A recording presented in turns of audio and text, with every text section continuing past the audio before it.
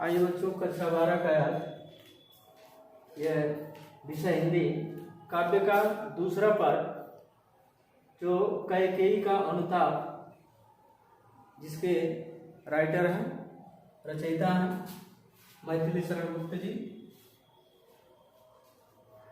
पहले इनका जो है जीवन परिचय और साहित्यिक परिचय बता रहे हैं, उसके बाद जो है देख लीजिए। इनका जो है मैथिली शरण गुप्त उत्तर प्रदेश के झांसी जनपद, उत्तर प्रदेश का जो झांसी जनपद है, झांसी जिला है, वहाँ पर सन ये जो है 1886 ईस्वी में इनका जन्म जो है झांसी जिले के चिरगांव नामक गांव में हुआ था। इनके पिता श्री रामचरण गुप्त, जो हिंदी साहित्य से इनका अटूट प्रेम था, विशेष प्रेम था। वे स्वयं जो है हिंदी के एक अच्छे कवि थे, इनके पिता जो है। और गुप्त जी पर भी, यानी मैथिली शरण गुप्त जी पर भी इनके पिता का वह जो है प्रभाव पड़ा, और उनका जो है पूर्ण प्रभाव इनके ऊपर रहा, जिसके कारण यह जो है बाल्यकाल में ही यह जो है कवि रूप में सामने आए। ये बाल्यावस्था में ही एक छप्पे लिख करके, छप्पे जो एक छंद है, छप्पे छंद से इन्होंने अपने रचना मतलब करके अपने पिता को चकित कर दिया। प्रारंभ में इनकी शिक्षा जो है घर पर ही हुई। इसके बाद ये अंग्रेजी पढ़ने के लिए झांसी भेजे गए। वहाँ इनका मन पढ़ाई में न लगा और ये वापस लौट आए। बाद में पुनः घर पर ही इनकी शिक्षा का प्रबंध किया गया, जहाँ ये जो है अंग्रेजी, संस्कृत, हिंदी का अध्ययन किए। इनकी आरंभिक रचनाएं कलकत्ता से प्रकाशित होने वाले वैश्योपकारक नामक पत्र में छपती थी।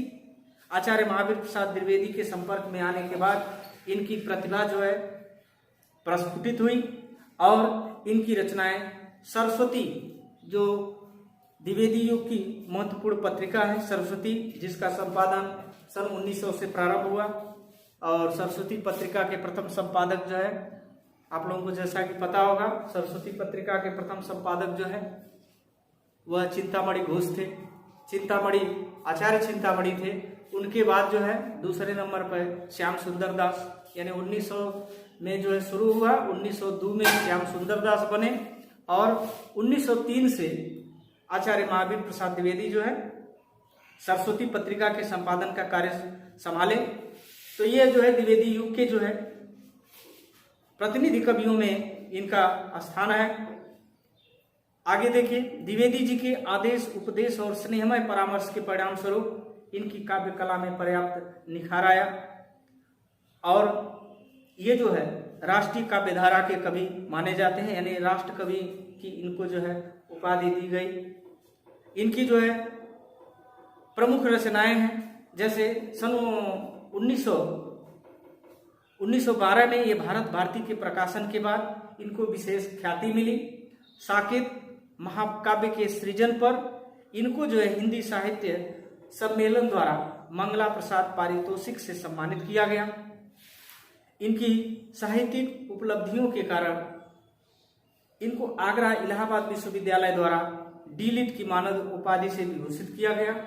इनकी अनवरत साहित्य सेवा के कारण भारत सरकार ने इन्हें पद्म भूषण से सम्मानित किया, और राज्यसभा का सदस्य भी इनको मनोनीत किया। जीवन के अंतिम समय तक ये अनवरत साहित्य सृजन करते रहे, और इस प्रकार से साहित्य की सेवा करते हुए 12 दिसंबर सन 1964 ईस्वी को इनका जो है स्वर्गवास हो गया, निधन हो गया।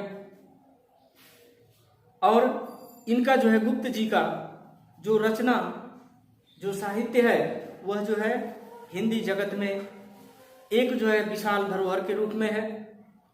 इनका जो विषय क्षेत्र था वह बहुत ही विस्तृत था। इनकी समस्त रचनाओं को, यानी अनुदित और मौलिक दोनों तरह की रचनाओं को मिलाकर के यानी कहा जाए तो बहुत काफी इनकी रचनाएं हैं। कुछ जो है इनकी अनुदित रचनाएं मतलब दो प्रकार की हैं, एक काव्य और दूसरा नाटक। ये दो रूपों में उपलब्ध होती हैं जो इनकी अनुदित रचनाएं। अनुदित का मतलब दूसरे जो भाषाओं से अनुवाद करके हिंदी में लिखी गई वो 2 तरह की रचनाएं हैं, एक जो है काव्य है और दूसरा नाटक है। इनके अनुदित ग्रंथों में संस्कृत के यशस्वी नाटककार भास के स्वप्नवासव दत्तम का अनुवाद उल्लेखनीय है। वीरांगना, मेघनाद वध, वृत्त संहार आदि इनकी अन्य अनुदित रचनाएं हैं।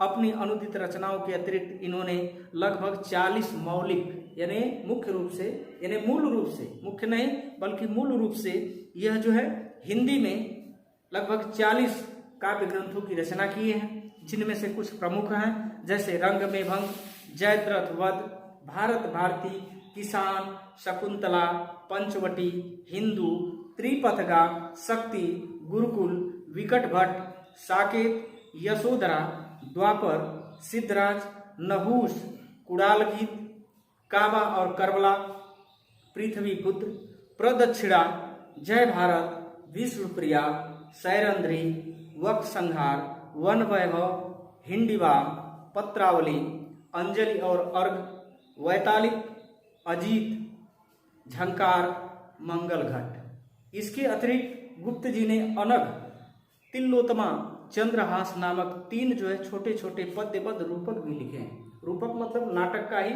यह एक रूप होता है। गुप्त जी आधुनिक युग के श्रेष्ठ कवियों में से एक हैं। इनकी प्रारंभिक रचनाओं में इतिवृत्त कथन का रूखापन मौजूद है। पद्य में कहीं कहीं इनकी रचनाओं में भावात्मक सरसता का अभाव है।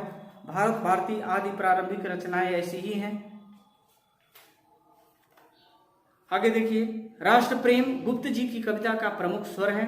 भारत भारती में प्राचीन भारतीय संस्कृति का प्रेरणाप्रद चित्रण हुआ है। इस रचना में व्यक्त स्वदेश प्रेम ही इनकी परवर्ती रचनाओं में राष्ट्र प्रेम और नवगीत राष्ट्रीय भावनाओं में परिणित हो गया। इनकी कविता में आज की समस्याओं और विचारों के स्पष्ट दर्शन होते हैं। गुप्त जी की चरित्र कल्पना में कहीं भी अलौकिकता के लिए स्थान नहीं है। इनके सारे चरित्र मानव हैं। इनके राम, कृष्ण, गौतम आदि सभी पात्र प्राचीन और चिरकाल से हमारी श्रद्धा प्राप्त किए हुए हैं, इसलिए ये हमारे जीवन को प्रेरणा और स्फूर्ति प्रदान करते हैं। इन्होंने अपने पात्रों को आदर्श सांचे में डालते हुए भारतीय राष्ट्र, संस्कृति और युग धर्म दोनों को अपने काव्यों में महत्व दिया है। राष्ट्रीयता, देश प्रेम, एकता, सद्भावना, नैतिकता और परोपकार जैसे गुणों को महत्व देने वाले गुप्त जी के काव्य अपने समय के न केवल श्रेष्ठ काव्य हैं, वरन जीवन मूल्यों के प्रसारक भी हैं। साकेत के राम ईश्वर होते हुए भी तुलसी की भांति आराध्य नहीं है, वरन हमारे बीच ही एक व्यक्ति हैं। नारी के प्रति गुप्त जी का हृदय सहानुभूति और करुणा से आप्लावित है। यशोधरा, उर्मिला, कैकेयी, विद्रिता, राणक दे आदि नारियों का जो है इन्होंने चित्रण करके हिंदी साहित्य को एक जो है गौरवान्वित किया है। हिंदी साहित्य को यानी नारी का चित्रण इन्होंने बड़े ही मार्मिक ढंग से किया है। गुप्त जी की भाव व्यंजना में सर्वत्र ही जीवन की गंभीर अनुभूति के दर्शन होते हैं। इन्होंने कल्पना का आश्रय तो लिया है, पर इनके भाव कहीं भी मानव की स्वाभाविकता का अतिक्रमण नहीं करते हैं। गुप्त जी खड़ी बोली को हिंदी कविता के क्षेत्र में प्रतिष्ठित करने वाले समर्थ कवि के रूप में अपना विशेष स्थान रखते हैं। इनकी भाषा शुद्ध परिष्कृत खड़ी बोली के साथ साथ इन्होंने ब्रज का भी जो है कहीं कहीं मतलब प्रयोग किया है। इनके जो है अनेक स्थानों पर लोकोक्तियों और मुहावरों का इन्होंने प्रयोग किया है। मैथिली शरण गुप्त जी की रचनाओं में अनेक रसों का सुंदर समन्वय देखने को मिलता है। इनकी श्रृंगार वर्णन सरस होते हुए भी मर्यादित है। वियोग श्रृंगार के रूप में कवि की सफलता की प्रतीक यशोधरा में यशोधरा और साकेत में उर्मिला के उदाहरण है। जैसे अन्य कवियों के द्वारा जो उपेक्षित नारियां थी, यानी नारी का जो चित्रण अन्य कवियों ने नहीं किया है, उन उपेक्षित नारियों को यह जो है उनका जो वर्णन करके साहित्य में नारियों का मान बढ़ाया है। जैसे उर्मिला का इन्होंने वर्णन किया है। श्रृंगार के अतिरिक्त रौद्र, शांत आदि रसों का यह इन्होंने अत्यधिक जो है सफल रहे हैं इनका प्रयोग करने में। गुप्त जी ने सभी प्रकार के प्रचलित छंदों में अपनी काव्य रचनाएं प्रस्तुत की है। इन्होंने मदाक्रांता, बसंत तिलका, द्रुत विलंबित, हरिगीतिका, बरवय आदि छंदों में अपनी रचनाएं प्रस्तुत की है। तुकांत, अतुकांत और गीत तीनों प्रकार के छंदों का इन्होंने समान अधिकार से प्रयोग किया है। निष्कर्ष रूप में यह कहा जा सकता है कि गुप्त जी युगीन चेतना और इसके विकसित होते हुए रूप के प्रति अत्यधिक सजग थे और इसकी स्पष्ट झलक इनके काव्य में देखने को मिलती है। यानी राष्ट्र की आत्मा को वाणी देने के कारण ही ये जो है राष्ट्र कवि कहलाए और निसंदेह हिंदी भाषी जनता के प्रतिनिधि कवि कहे जा सकते हैं। ऐसा जो है रामचंद्र शुक्ल जी ने कहा है कि निसंदेह हिंदी भाषी जनता के लिए यह जो है प्रतिनिधि कवि कहे जा सकते हैं। इस तरह से इनका जो है जीवन परिचय और साहित्यिक परिचय रहा। आइए कैकेयी का अनुताप देखते हैं। कैकेयी का अनुताप। तदंतर बैठी सभा उठज के आगे, नीले बितान के तले दीप बहु जागे, टकटकी लगाए नयन सुरों के थेवे, परिणाम उत्सुक उन भयातुरों के थेवे, उत्फुल्ल करौदी कुंज वायु रह रहकर, करती थी सबको पुलक पूर्ण मह मह कर, वह चंद्रलोक था कहाँ चांदनी वैसी, प्रभु बोले गिरा गंभीर नीर निधि जैसी। ध्यान से देखिए, इसमें जो है कैकेयी का अनुताप, ये उस समय का वर्णन है जब राम जो है वन को चले जाते हैं और कैकेयी, ऐसा इन्होंने वर्णन किया है कि कैकेयी, भरत और उनके जो भी उनका समाज था, उनके राज्य की जो भी प्रजा थी, जो राज्य के लोग थे, मंत्री, गुरु, सभी लोग जो है राम को मनाने के लिए चित्रकूट जहाँ वे रहते थे वहाँ जाते हैं और उनको वापस लाने का प्रयास करते हैं। उसी समय का वर्णन है। उस समय जब ये लोग पहुंचते हैं तो वहां का दृश्य का वर्णन यह मैथिली शरण गुप्त जी कर रहे हैं कि तदंतर बैठी सभा उठज के आगे, नीले बितान के तले दीप बहु जागे। यानी उस समय कह रहे हैं कि वहां राम बैठे हुए हैं, सारे लोग वहां बैठे हुए हैं, सभी लोग वहां पहुंच गए हैं, बैठे हुए हैं। तो वहां वर्णन है, कह रहे हैं कि तदंतर बैठी सभा उठज के आगे। तत्पश्चात, तदंतर यानी तत्पश्चात, बैठी सभा यानी उन लोगों के पहुंचने के बाद वहां सभा जो है उठज के आगे, यानी जो वहां ऊंचा टीला था, यानी जो उनकी कुटी थी, उठज अर्थात कुटी के आगे, नीले बितान, नीले बितान माने आकाश के तले मतलब नीचे, दीप बहु जागे यानी दीप जगमगा रहे थे। टकटकी लगाए नयन सुरों के थेवे, टकटकी लगाए नयन सुरों के थेवे, परिणाम उत्सुक उन भयातुरों के थेवे।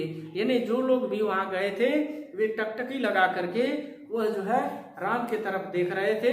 परिणाम उत्सुक यानी परिणाम के लिए उत्सुक थे, उन भयातुरों के थेवे यानी वह भय से आतुर थे कि राम जो है क्या बोलेंगे, यानी भरत का वह जो है सम्मान करेंगे, भरत की बातों को समझेंगे, यानी भरत के कहने पर वह उनकी बात मानेंगे या नहीं मानेंगे।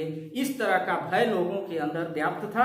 आगे कह रहे हैं कि उत्फुल्ल करौदी कुंज वायु रह रहकर, उत्फुल्ल करौदी कुंज यानी जो वहां करौदी का कुंज था, जो लताएं थी, जो बाग बगीचा था, वह जो है वायु रह रहकर, उसमें से वायु जो है हवा रह रह करके धीरे धीरे करती थी सबको पुलक मह मह, पूर्ण मह मह कर। वह जो है वायु जो वहां सभी लोग बैठे थे, सभी लोगों को पुलक मतलब प्रसन्नचित, पूर्ण मह मह कर यानी अपनी महक से, अपनी सुगंध से सबको जो है पल भर में ही वह क्या कर देती थी, सबको खुश कर देती थी, आनंदित कर देती थी। वह चंद्रलोक था कहाँ चांदनी वैसी। उस रात्रि के मौसम में, रात्रि के प्रहर में वह चंद्रलोक था, यह माने वहां चंद्रलोक था यानी चंद्रमा का लोक था, कहाँ चांदनी वैसी। और कह रहे हैं मैथिली शरण गुप्त जी कि जो उस समय चांदनी की छटा थी वह और कहीं इस प्रकार की दिखाई नहीं दे रही थी, अर्थात उसका जो स्वरूप था वह अत्यंत जो है मतलब वह अवर्णनीय था। प्रभु बोले गिरा गंभीर नीर निधि जैसी, प्रभु बोले यानी राम बोले, गिरा गंभीर, गिरा माने वाणी, गंभीर माने गंभीर, गंभीर वाणी में नीर निधि जैसी, नीर निधि, निधि माने खजाना, नीर माने पानी, अर्थात अथाह सागर की तरह से वह जो है वह वाणी बोले। क्या बोले? हे भरत भद्र अब कहो अभिचित अपना, सब सजग हो गए भंग हुआ जो सपना। वह कह रहे हैं कि हे भरत भद्र, भद्र मतलब भाई, हे भरत अब कहो अभिचित अपना, तुम अपना अब जो है दुख दर्द, अपनी व्यथा, अपनी बात कहो, सब सजग हो गए भंग हुआ जो सपना। ऐसा कर रहे हैं कि सभी लोग क्या हो गए? सजग हो गए, भंग हुआ जो सपना। ऐसा लग रहा था कि जो लोग सपने में व्याप्त हैं सबका सपना जो है टूट गया, समाप्त हो गया। हे हारे रहा क्या भरत अभिषित अब भी मिल गया अकंटक राज्य उसे जब तब भी। वैसे थोड़ा लंबा और वीडियो रहने दे रहे हैं, और फिर जो है जो शेष बच जा रहा है आपको अगले वीडियो में समेटने का प्रयास करेंगे। तो इतना जो है आप लोग इनका जीवन परिचय और साहित्यिक परिचय जो बताए हैं और यहाँ तक इतना आप जो है दोहरा लीजिएगा। धन्यवाद।